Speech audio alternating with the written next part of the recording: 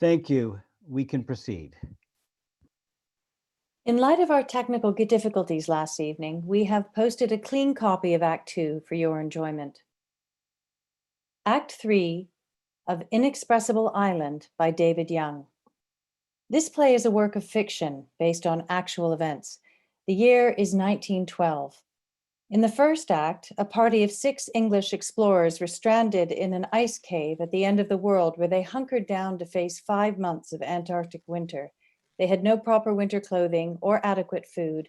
They killed seals and chewed raw blubber by the light of a single candle flame and searched for a way to survive the wildest extremes of nature. In the second act, an insurrection arose within the group. Abbott, a born troublemaker, stole the leader's chronometer.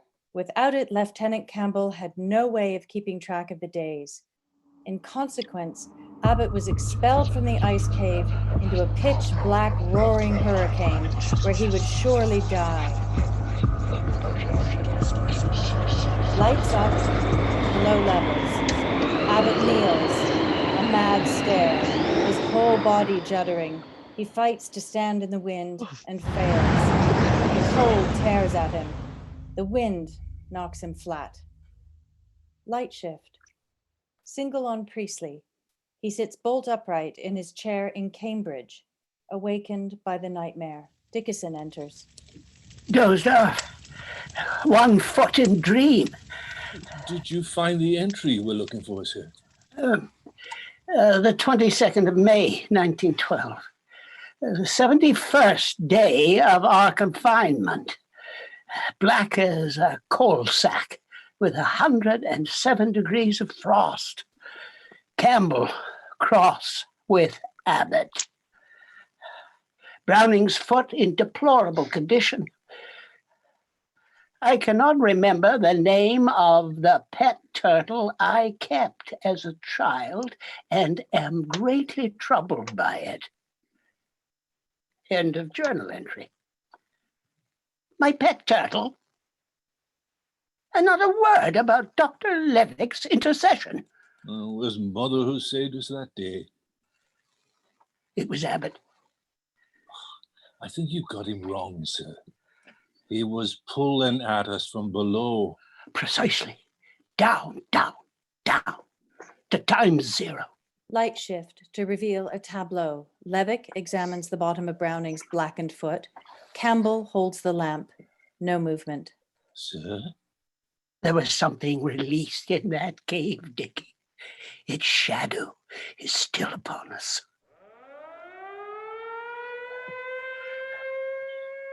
We must dim the lights, sir. Are you all right, sir? No, I'm not.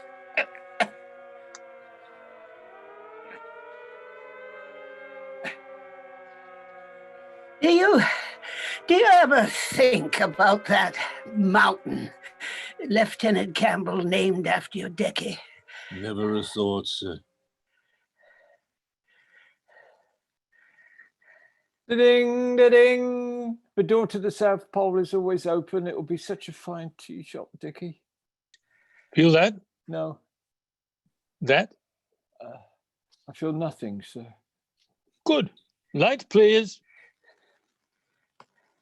Use the tweezers to hold that bit back. I've got a hungry beast inside of me. I feel it scraping in my ribs. Be still. Talk to me. Tell me something, Dickie, anything. How long has he been out? Campbell checks chronometer. 5 hours, 47 minutes. Here, at the roaring loom of time I ply, and weave for God the garment thou seest him by. What's that? Lines from a poem. I heard someone say him, stuck in my ear. Eat. He could die. He has a lesson to learn. What's it mean? How should I know it's a poem? Levick, calm and concentrated, lifts a slab of skin away from the sole of Browning's foot. You've lost your mind, dogs. How long will his banishment last? Depends entirely on the man. Forever, if need be. You need to set a limit, Oh, must I? a task, something. Levick is finished with Browning's foot. He rebandages it. Coming along quite nicely. Thank you, Mother. Dickinson examines the dead flesh from Browning's foot. He must kill us a seal. What's that? Solid your foot. The body has marvelous powers of regeneration. Give it back, sir. Please. Put it back on. If it makes you feel better, someone must take word to him. Mr. Priestley, go to Abbott and tell him that he is welcome again in these quarters if he kills us a seal. I can't, sir. Excuse me? I'm afraid of him, sir. Gunroom discipline, Mr. Priestley. Move. To black. Light shift. A huddled figure moves backwards into the light, trying to protect himself from the hurricane. Levick reveals himself. He spots Abbott, goes to him and shakes him hard. No response. No! Abbott sits up. He's in a hypothermic stupor. Fuck me! Fuck me! Fuck me! God rest your soul. I need no help from the likes of you. Fucked up, far from home and happy with it. You must kill a seal. Lieutenant Campbell commands it. One final test, and if I don't, You will die in darkness on the shore of this frozen sea. I will not die for you. Abbott falls on his side. I feel a special responsibility for you, Abbott. What? Your stubborn streak. My son was like that. Didn't know you had a son, Governor. Nobody in this party does. Stephen, my little boy, he didn't like to be told where he could and could not go. He was about 2.5, just at that stage when you do your first real thinking. Our cottage overlooked a tidal flat, a little jetty where you could float a skiff at high water. Stephen loved to go down there and watch the minnows. Not alone, mind you. Never alone. Stubborn as a mule. It was the minnows, you see. He slipped away to visit the minnows. 2 feet of water. Not too much. Just enough. Don't reach for the minnows, Tiny. That's the only advice I can give you. I will. I'll keep that in mind, Doctor.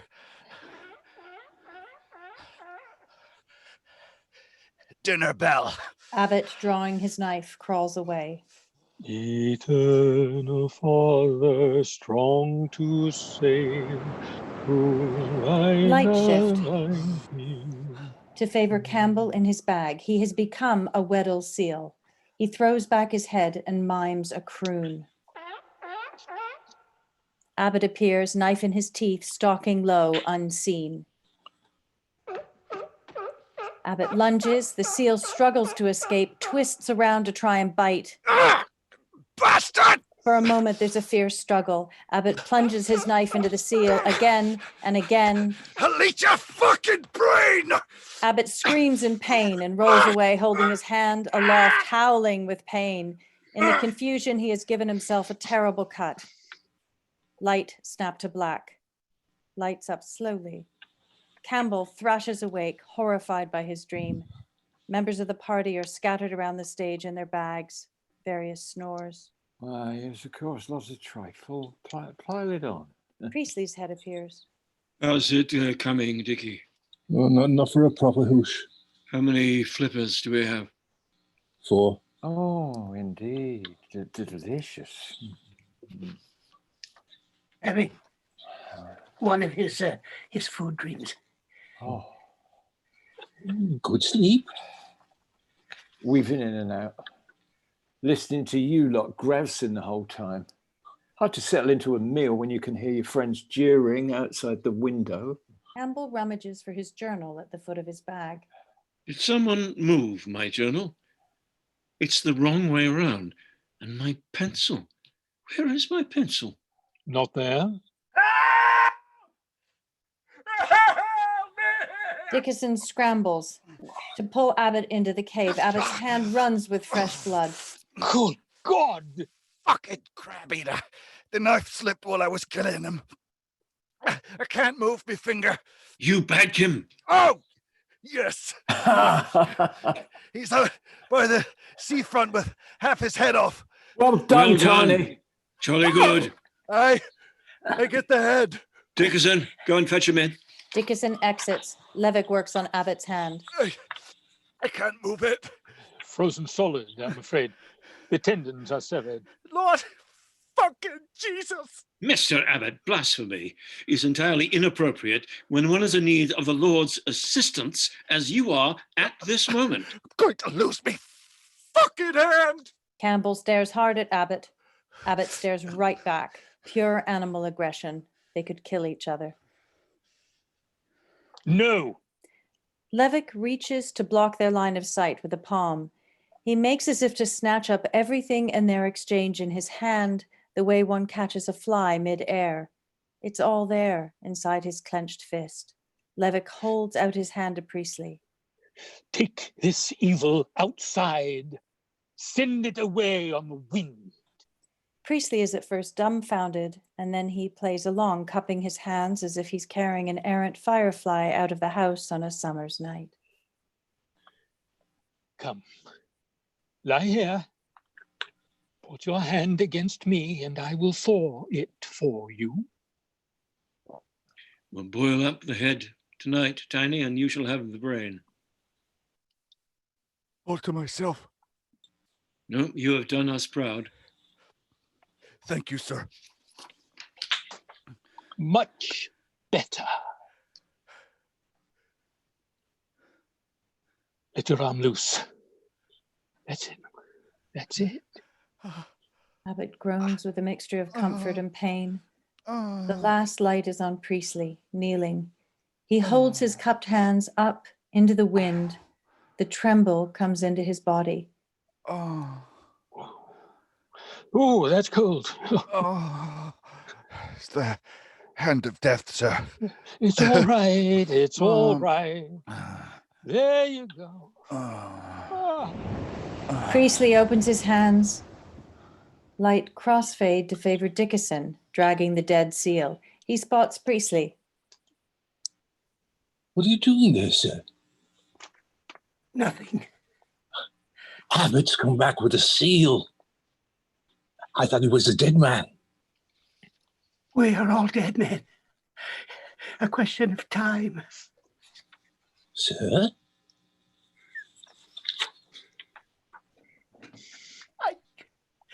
I cannot go on. Oh, no, you must, sir. You will. Talk to me. What is it? Think of the future, sir. Where you want to be when all this is done. Back in England, I had no idea really. My father is secretary of the British Rainfall Association. He thinks he might be able to find me a permanent posting in the organization. British Rainfall Association. It sounds steady enough. Suitably anonymous. Until I establish myself as a writer. Ah, that's the big plan, is it? Well, come on then. Up. Priestley has recovered sufficiently to stand. I shall begin with a great sprawling novel about Antarctica. But the story of this expedition, sir? I shall remember your every utterance, Dickie. Oh, oopsie, do I wish I'd known that. What about you? The future? Oh, it's uncertain, sir. I suppose it all depends on Lieutenant Campbell. Well, not entirely. Oh, Sometimes I wonder what would happen if I left his command. He'd be at 6s and 7s without you, Dickie. That's sure. Well, sometimes things are not entirely as they seem, sir. Light shift. We're back in the Cambridge drawing room under blitz conditions. A fire pops and cracks in the grate. But you must remember the day. I remember fetching the seal, sir. I can't remember what we talked about. The general drift was that you were thinking of leaving the service of Lieutenant Campbell. Ah, Have you heard from him? not a word. There's a game lodge somewhere in the colonies, Newfoundland, I believe. Black Duck Cove, arse end of nowhere. Good spot for him. Pity it ended like that. After everything you two had been through together. He told me I should never have to worry, that there would always be employment. I did my bit. I know you did. And it was all a lie. Handed me his chronometer as a keepsake. It sailed off into the fog. I suppose it's the whole system at fault. As you say, sir. I had plans too. Nothing turned out as I thought. It has not been a good century, has it, sir? Who could have predicted? I look back. I see us on the ice and all that's happened since. I can hardly believe it. That man in Antarctica named Dickerson has become a character in a tall tale told to grandchildren. Exactly so, sir. And so we move in time. The story rages past our door. It howls like a gale. It inundates and exhausts us. It eludes us. We grow old and die. No generation lives long enough to hear their story told. Presto, huh? Time's winged arrow through the heart of the human condition. We never discover ourselves. Or so my theorem goes. It sounds a sad story, sir. Oh, tragedy stares us in the face, Dickie. We avert our gaze and do as we must, but at the end of our labors, time is easy. The difficult part is the South is so often in my thoughts. No one understands. The eternity they speak of in church, sir. We crossed over into the mire and suck of it. Men are not supposed to see what we saw. And all that we learned will be forgotten. No, I hope not, sir. You'll write your book, Posterity. Oh, well, I'll tell you a little story about posterity. Huh? This past autumn, Dr. Levick went to see his emperor penguin eggs at the British Museum. Oh, my. I trotted in, expecting to find them on display, or at least available for study. And of course, nobody knows anything about it. Emperor penguin eggs? Never heard of them. Oh, I can see his face. Mother spent a day digging through the records. Deep in the bowels of the British Museum, he opens this crate, and there they are, sitting on a pile of moldy kittiwake pelts. No label, no display case, no nothing. Just an unopened crate in a huge basement full of unopened crates. Oh, for nothing, sir. None of it mattered. I'm afraid not. I'm sorry, sir. Oh, Entirely inappropriate. I didn't mean to. Dickerson retrieves the chronometer from his pocket and holds it out to Priestley. You keep this, Sir Raymond. I've no need of it. Come with me. There's something I want to show you. What do we do, sir? What do we really do? Light crossfade to Campbell, Abbott, Levick, and Browning, lying in a row. Campbell's sketches in his journal. Nature, in the form of man, begins to recognize itself. That's what we're doing here in the South, Lieutenant. We are all artists of a kind. We are giving nature back to itself, every man jack of us. Noble thought, Mother. Your pencil sketches. I'm merely filling time. No, nonsense. You have a fine eye for landscape and the nuance of natural light. You are bringing new geography into the human imagination. It's a distraction, Dr. Levick. It's nothing more. Oh, surely not. We focus on the outside to avoid the whirlwind within. I see that in you, Oh? a solitary soul. It takes one to know one. The reserve of a lifetime is not easily broken. No, of course not. It's been built up to protect the sensitive bits, which we all have. Men are born incomplete, that's my view. Huh? They spend their lives searching for the missing part, the feminine. Oh, yeah. This Viennese chap has some interesting theories on the subject. The book should be out in English by the time we arrive back home. Abbott fights clear of his bag, coughing and sputtering. Get off! Get off! Are you all right? It's a nightmare. My father pressing in on my face, hands around my throat. There's nowhere to breathe. There's nowhere to go. There. Throbbing. Good. That means the blood supply is secure. Abbott studies his hand. Gentlemen, it's official. Part of me has died. I'm going to save your hand. Don't tell me a story. Mind over matter. As long as there is a blood supply. Don't need to hear a fucking story, Mother. The black moves up my arm. That's the story. You are feeling sorry for yourself. Go to sleep. That's an order.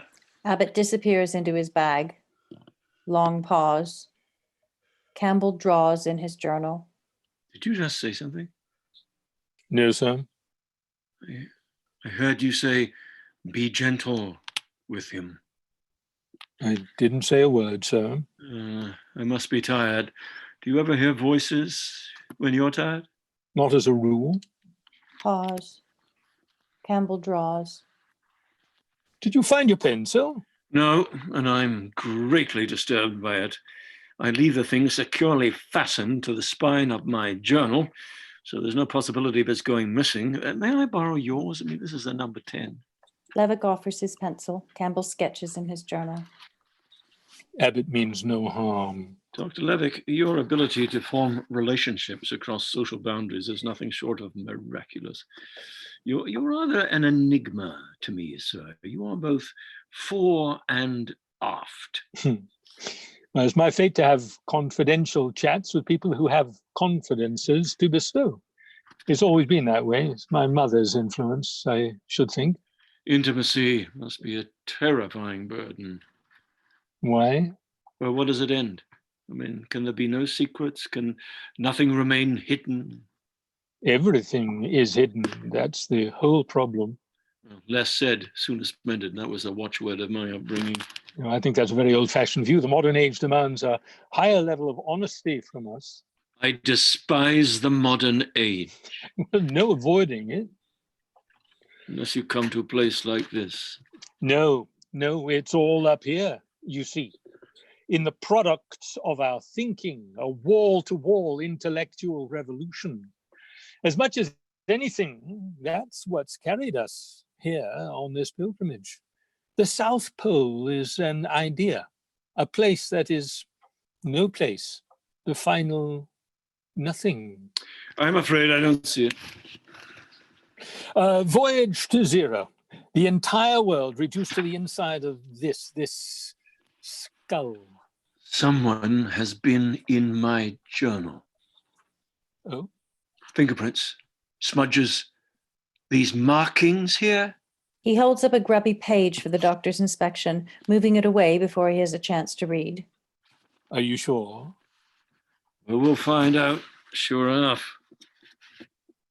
Lieutenant Campbell, At the beginning of this expedition, you asked that I advise you of any signs of mental slippage in the group. You wanted it nipped in the bud. Are you questioning my command, Dr. Levick? Oh, certainly not. We are all near the breaking point. I think you're holding up rather well. I was more worried about myself. Feeling a bit rocky, are we? Well, I'm thinking so much. Perhaps too much. A great noise in my head. It's like the wind out there. It just keeps blowing. And I can't seem to stop it. I move backwards and forwards in time, sifting great mountains of detail. This connects to that, and aha, I have another conclusion, which I file under C, right next to contradiction. And the contradiction prevents my conclusion from being conclusive, and in the next instant, I'm with my mother in Wiltshire, tending her peonies, and I feel this astonishing surge of longing for something that is gone, never to return. And I realize that when my mind thinks, it hides, and that I shall never in my life find peace or happiness. My life is a tomb. I dare not speak its secrets. Less said, soon as mended, Dr. Levick. I don't know what I'm telling you. I am simply asking that you monitor my behavior and tell me to take my rest when I need it. If one came unstrung in this setting, it would have a terrible effect on the well-being of the party as a whole. Yes, it's rather cramped quarters for a full-on raving lunacy. I fear for my soul. Lead us. Save us. Say the Lord's Prayer with me. Dear God, no. No. Lord No. is my shepherd. No, I I'm sorry. shall No. I must sleep. Levick settles into his bag. You would tell me if there was cause for real alarm. Of course, sir. Immediately. On both sides, I mean, with me as well as you.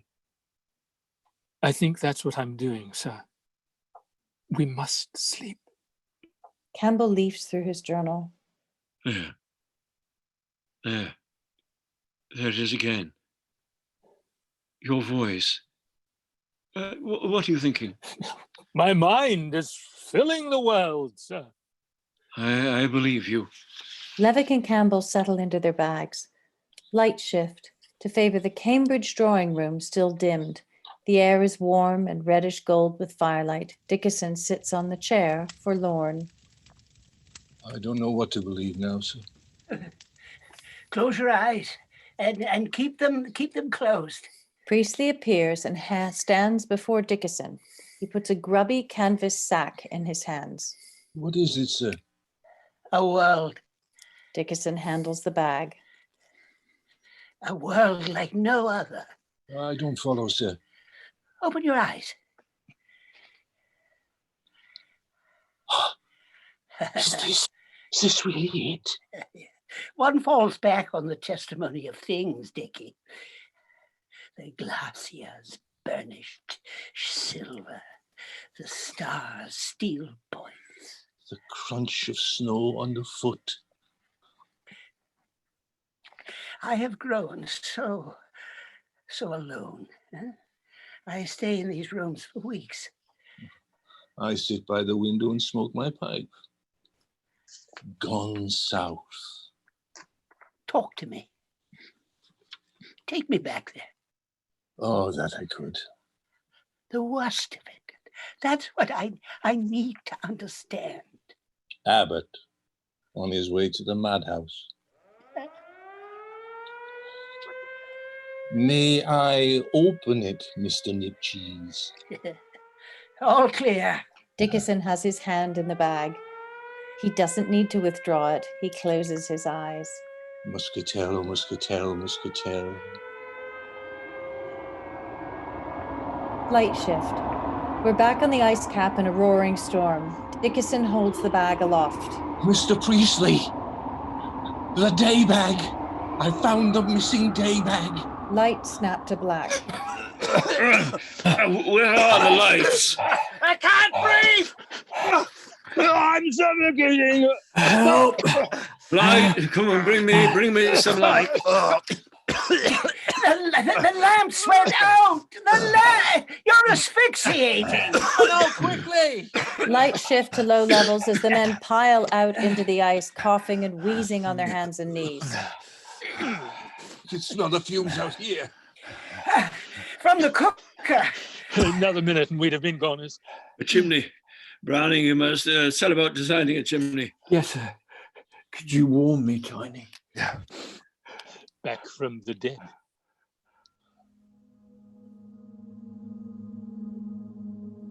Look, The lights of the Aurora Australis, curtains of mauve light. The Aurora. the roaring loom.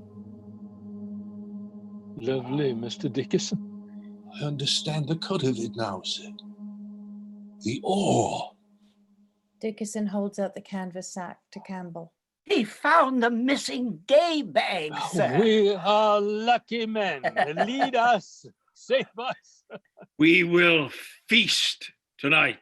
We will celebrate Midwinter's Eve. We've got a month yet, sir. I hereby erase that month, and I set the calendar forward. I command it.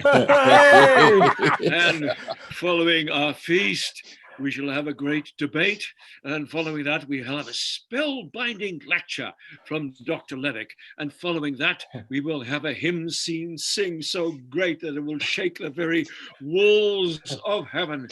Mr. Nipcheese, uncrate extra rations from the sledge, 4 biscuits, 12 lumps of sugar, 20 muscatels, 4 sticks of chocolate, sweet, thick cocoa with Alice. Give thanks. We are back from the dead. It's Midwinter's Eve, and we are on our way to the light. The worst is over.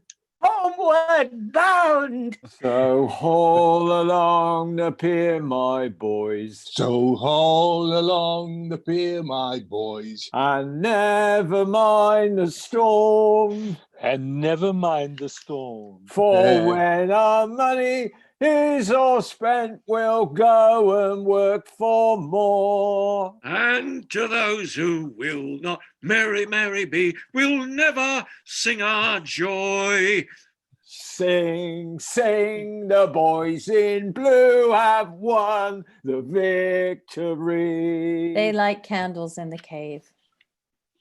And if ever I return again, and if ever I return again, and if ever I return again, I'll make you my bride. A festive air achieved with the arrangement of extra candles and seal oil lamps. The men are sitting with enormous stacks of food in their laps. The scripture reading is from the book of Job, chapter 38, verses 29 to 30. Out of whose womb came the ice, and the hoary frost of heaven. Who hath conceived it? The waters are hid as with a stone, and the face of the deep is frozen. Amen. Abbot Amen. tips back his seal head and sucks juices. Gentlemen, it has been 2.5 years since we left the dock in London.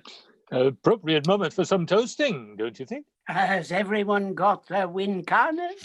To the king. To those at home, and wives and sweethearts. May they never meet. To Commander Scott and his triumph at the pole. To Abbott, killer of seals. Mr. Abbott? Abbot is busy digging at his seal head. I've think you've just about covered it.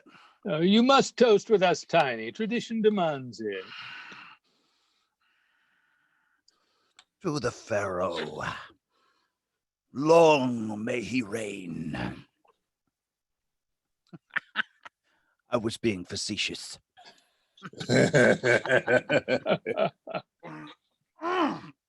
Oh, that's a punch in the face. Campbell refills Abbott's cup. You like your drink, Tiny. We knew that. Raise steam in all boilers. As of this moment, we are coasting home with the wind at our backs.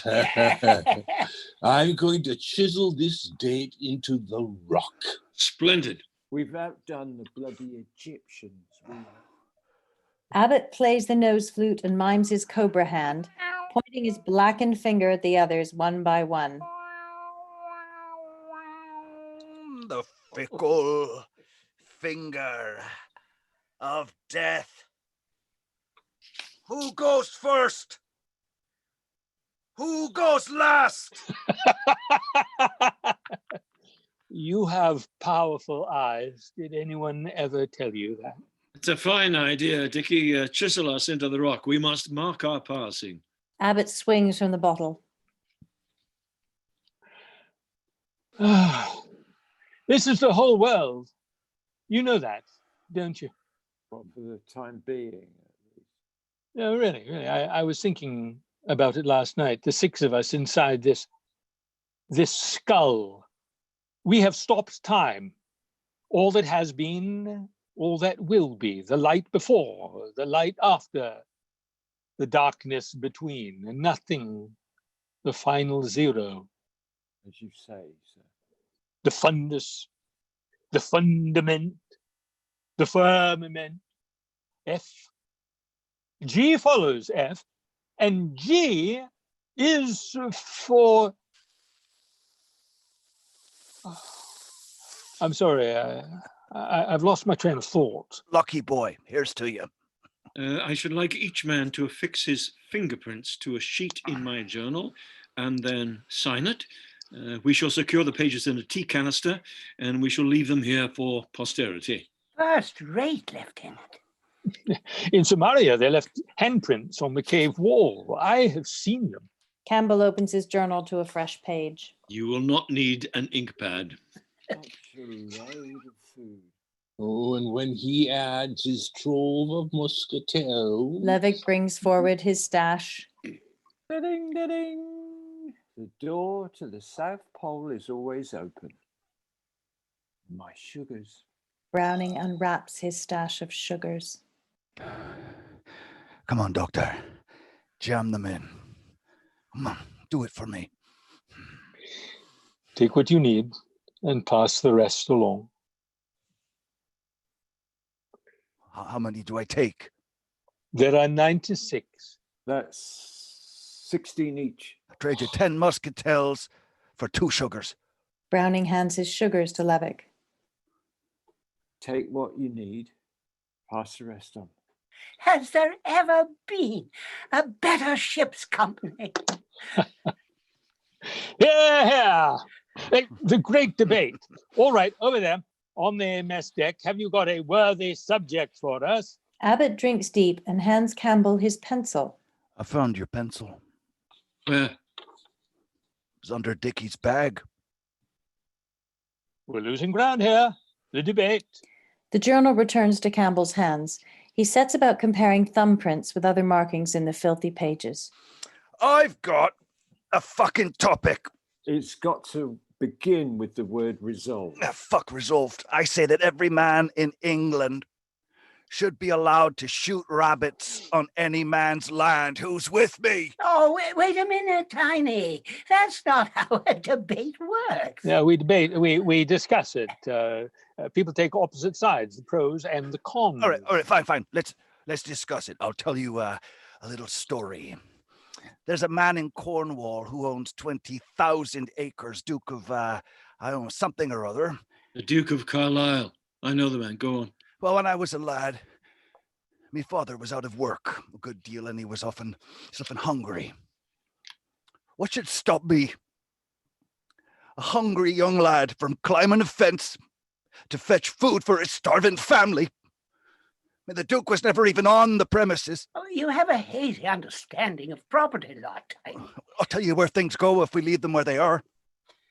Millions upon millions of rabbits behind fences, all of them belonging to some lucky sperm who happened to find his way between the right pair of legs. Sounds like the royal family.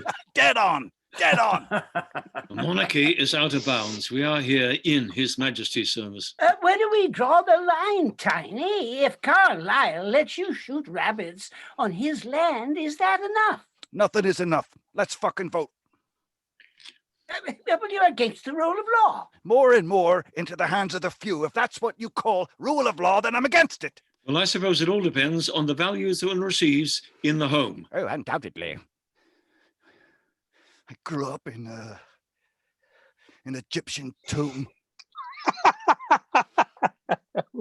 Tell us small. Watched my father get murdered. Right outside the back door. I know he was a poor, twisted soul, and the man that done him in was worse yet. Family fight, you see. They're both dead drunk at the time. Out of work. Nothing to eat. All of a sudden, there's my father. He's spinning around on the ground with his throat cut, ear to ear. Me, I'm standing over him. My mother's screaming from the kitchen door. There's blood everywhere. There, okay, now you know something. Drink of this in memory of me. He passes the bottle to Levick. Levick hesitates, drinks deeply. Campbell flips back and forth between pages in his journal. He has found a match.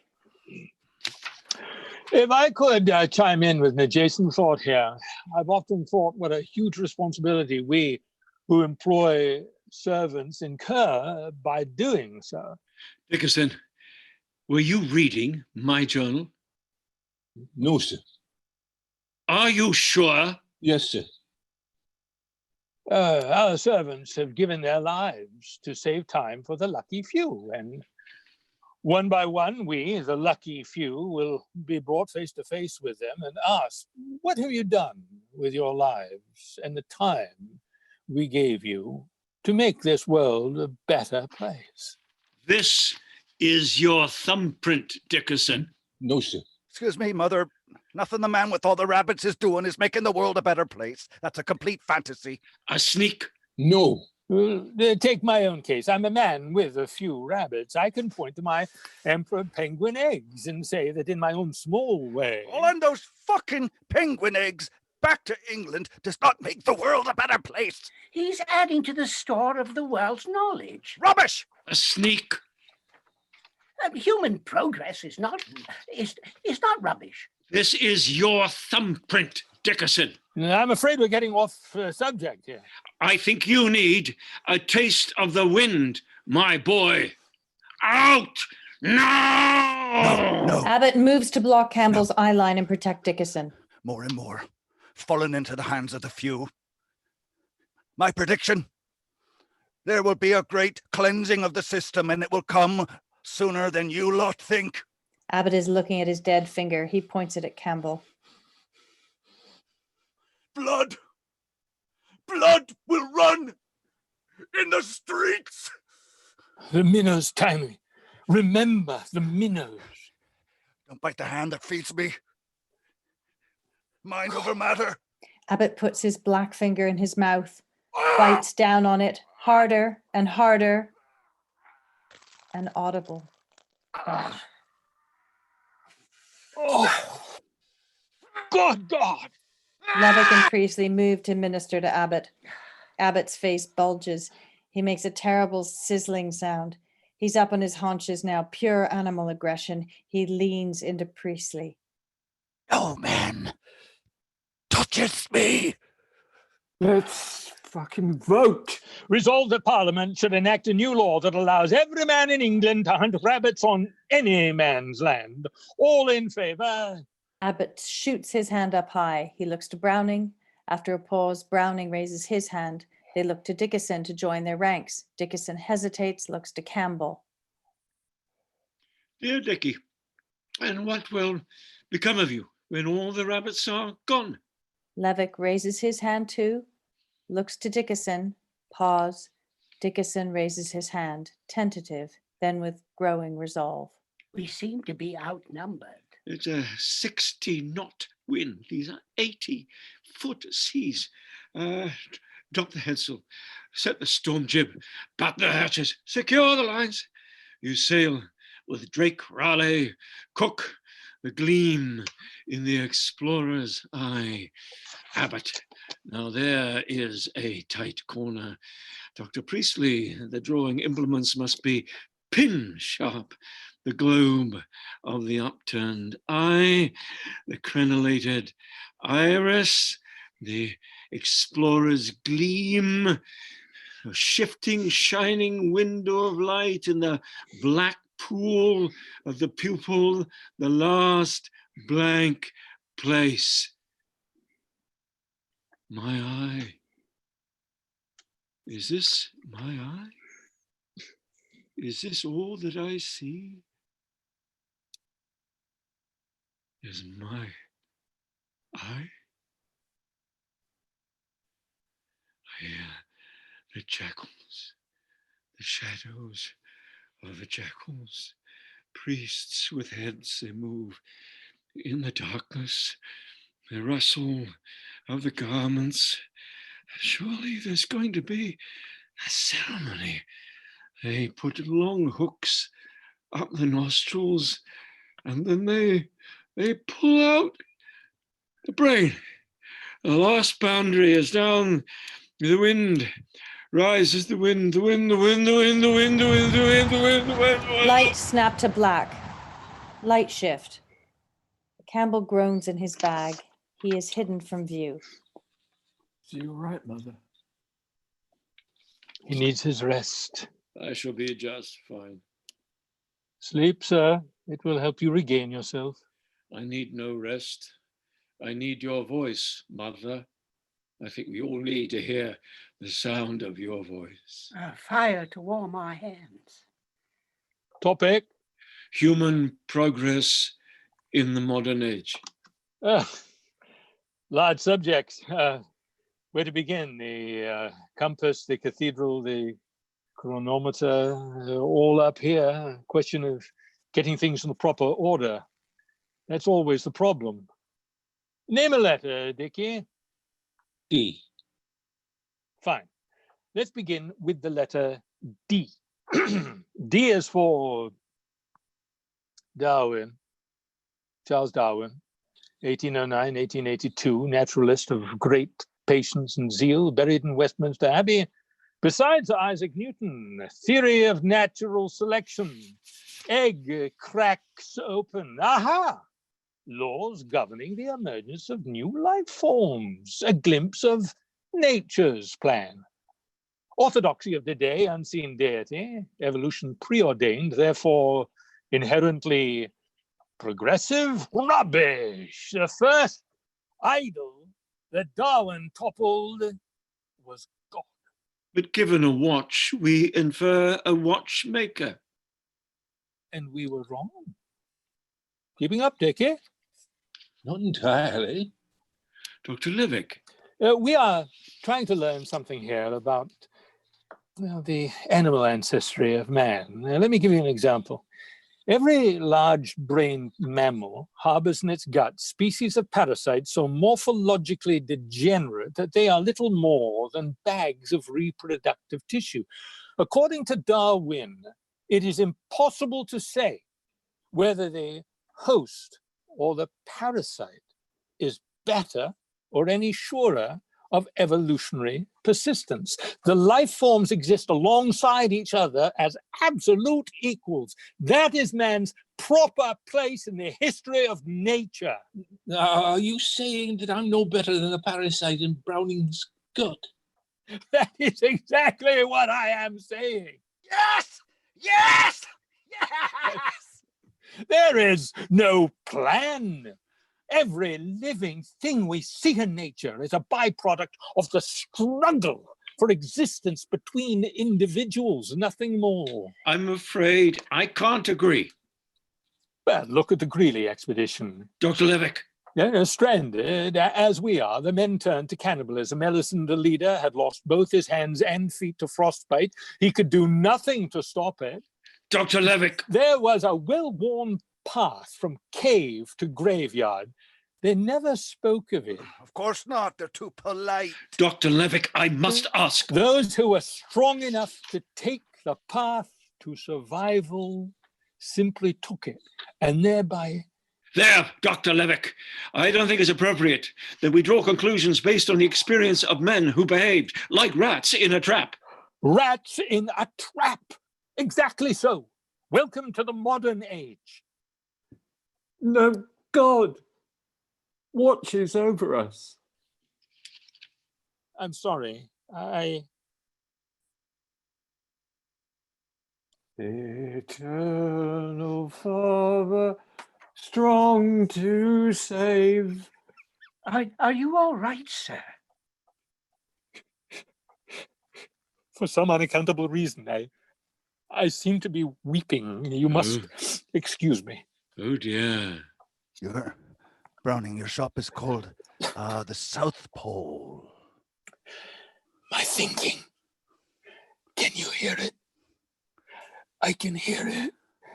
It is so loud. And you sit by the fire and you tell your tall tales. One day, on the ice, I was busy with my watercolors and an emperor penguin came right up to stand before me. I stared into his golden eye and I saw my thinking. Ding, ding, ding, ding, ding.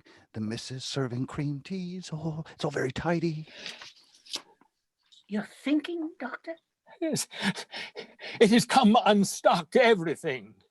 I have been holding on to so much for so long. I'm no longer strong enough. I cannot hold this world in my mind. It is not my job. It must all fall free. All the shelves emptying out into a gigantic pile on the floor, the whirling, screaming chaos of it. Campbell puts his arms around Levick. The idols are falling. I've seen paintings in Paris where the face is splayed on the canvas like a fern pressed flat in the book. Books no longer have plots. Plays are about nothing. Portraits, they don't look like people. Goods and services race around at breakneck speeds. We fly. We communicate across oceans. And what does it mean? Are we still on D? Disorientation, dissolution, despair. There. Now we shall bring Mother back round, and we shall do it together. The world falls like a great chandelier.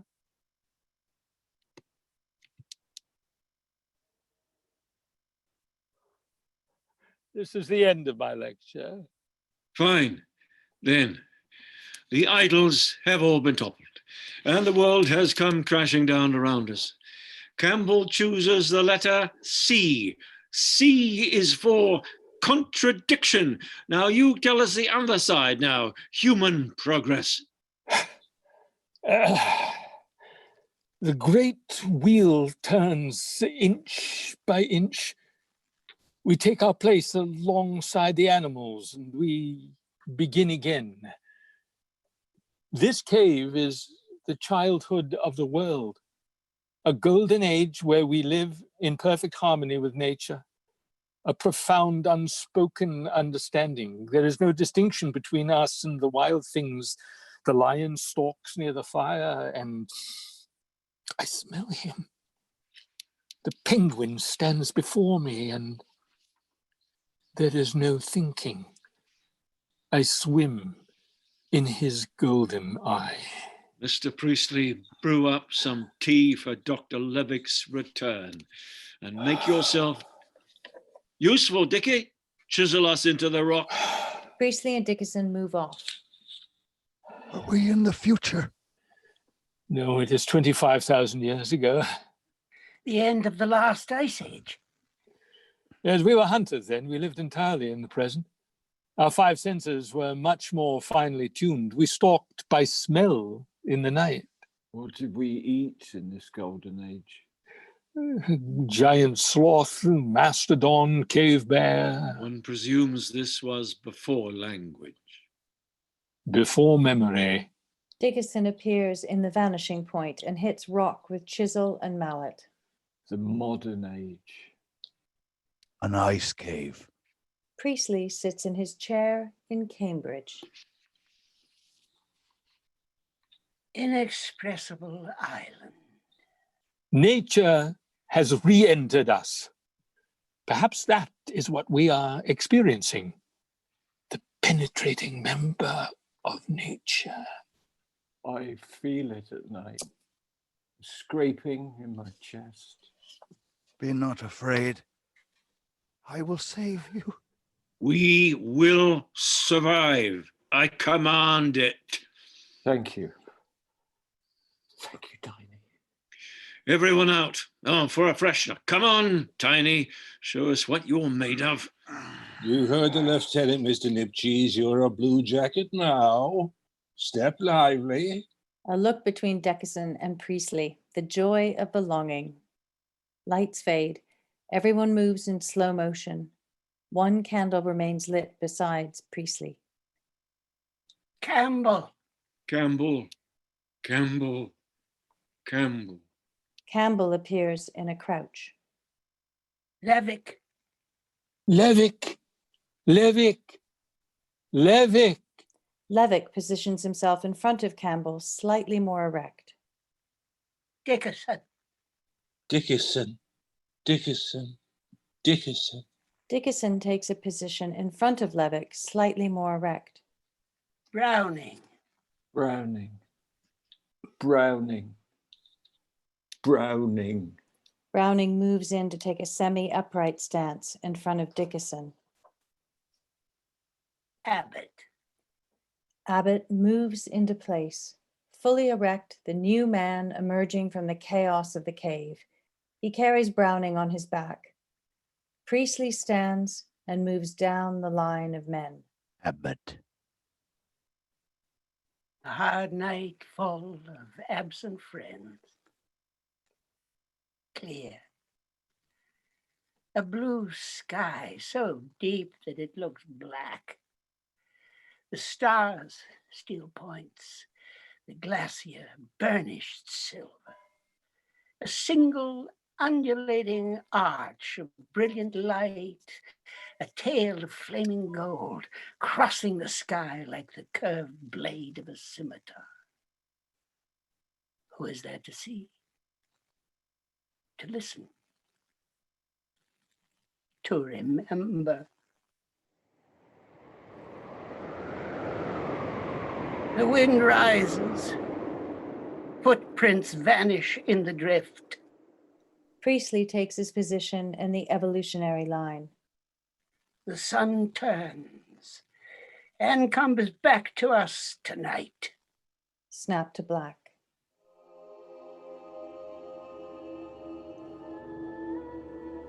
This concludes our reading of Inexpressible Island by David Young. The play is based on a true story, and it had a happy ending. At the end of their ordeal in the ice cave, Campbell and his men rescued themselves by hauling Browning on the sledge the 250 miles to Hut Point, where they learned that Captain Scott had perished in his tent on the way back from the pole. Scott's catastrophically mismanaged ordeal became the famous story that lived on in history. Campbell and his men were entirely forgotten. This play originated with Necessary Angel Theatre Company in Toronto in the 1990s. In the intervening years, the original cast, many of whom performed here, have made a habit of coming together in someone's living room every midwinter to read the play in memory of absent friends. In that spirit, we hope that this presentation has strengthened your resolve to push through our current difficulties and see brighter days ahead for us all. We would like to acknowledge the generous supporters who made this broadcast possible: Facebook, Slate Music, the RBC Foundation, Sirius XM Canada, Tarragon Theatre, and the National Arts Centre. This evening's reading was performed by Greg Ellwand as Dr. Levick, Victor Ertmanis as Dickinson, Eric Peterson as Priestley, Julian Richings as Browning, Rick Roberts as Abbott, and R.H. Thomson as Lieutenant Campbell. Stage directions read by Briony Glassco, sound design by Verne Good. The performance was directed by Richard Rose and produced by playwright David Young, with special thanks to Margaret Atwood. If you have the means to do so, we encourage you to donate to PARC, a social services organization that is providing thousands of meals every day to homeless individuals in downtown Toronto. You will find a donation button in the chat thread that accompanies this broadcast. Thank you for joining us in the Ice Cave.